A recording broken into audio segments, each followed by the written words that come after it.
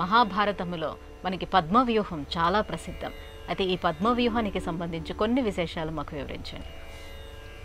ఈనాటి కాలంలో నగరంలో వాహనాలపైన ప్రయాణించేటటువంటి సమయంలో కూడా అనేక వాహనాలు నగరంలో కూడలులలో రాగా రహదారుల మధ్యన చేరుకోగా పద్మవ్యూహంలో చిక్కుకున్నాం అని కూడా మనం చెబుతూ ఉంటాం.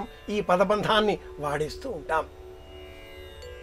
క్రౌంచ వ్యూహము, ఖడ్గ వ్యూహము, నారాయణ వ్యూహము, శయన వ్యూహము, గరుడ వ్యూహము, ఈ విధంగా 18 వ్యూహాలను మహాభారతంలో కురుపాండవ సైన్యాలు వినియోగిస్తాయి. మహాభారతంలో అభిమన్యునికి సంబంధించి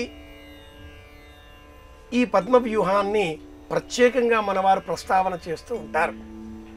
ఎలా వెళ్ళాలి అనే మార్గం తెలిసిన వారు ఇరువురే, అర్జునుడు, అభిమన్యుడు. ఒక గీత నిలువు, ఒక గీత అడ్డు, ఇలా ప్లస్ వలె ఒక గీత గీసి 4 వైపులా వి వి అనే గీతలు గీసి వాటి మధ్యలో నామం వలె 4 గీతలు గీసి 2 2 2 ఇలా కలిపితే ఒక్కటి చివరగా మిగులుతుంది కుడివైపు మార్గం. ఇదే పద్మవ్యూహం. గీయడం చాలా సులభం. ప్లస్ వలె గీయడం, 4 భాగాలలో వి వలె గీతలు గీయడం, అందులో ఒక నిలువు గీత గీయడం, ఇలా వచ్చినటువంటి 11ంటిని 2 2 2 కలుపుతూ పోవడం, ఒక్క మార్గం మిగులుతుంది. ఇదే పద్మవ్యూహం. సంక్షిప్తలతో యుద్ధం ఏర్పడడంతో అర్జునుడు పక్కదారి పట్టగా అభిమన్యుడు లోన ప్రవేశించాడు.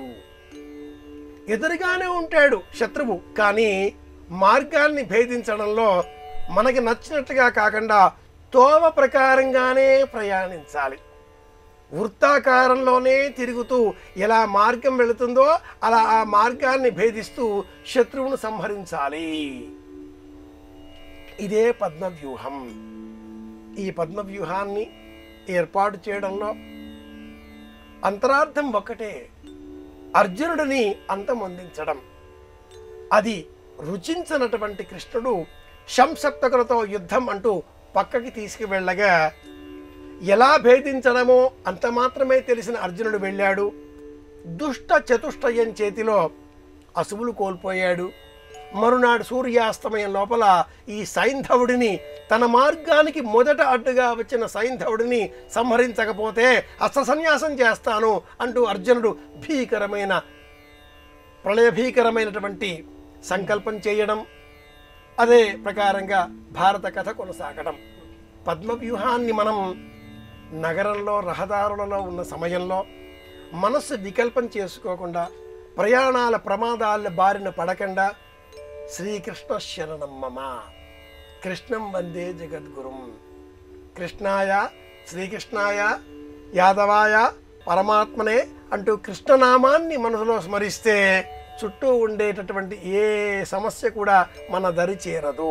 ఎంత భయంకరమైనటువంటి, ఎంత తీవ్రమైనటువంటి వాహన ప్రమాదాలు వచ్చేటట్లుగా ఉండే సందర్భాలలో ఉన్నా కూడా అందులో ఉన్న మనం కూడా ప్రశాంతంగా ఉండగలుగుతాం. కృష్ణుడు మనకు అండ అనుకోవాలి. ఇది పద్మవ్యూహాన్ని భేదించేటటువంటి విధానం. ఆధునిక పద్మవ్యూహాన్ని భేదించే విధానం కృష్ణనామస్మరణ.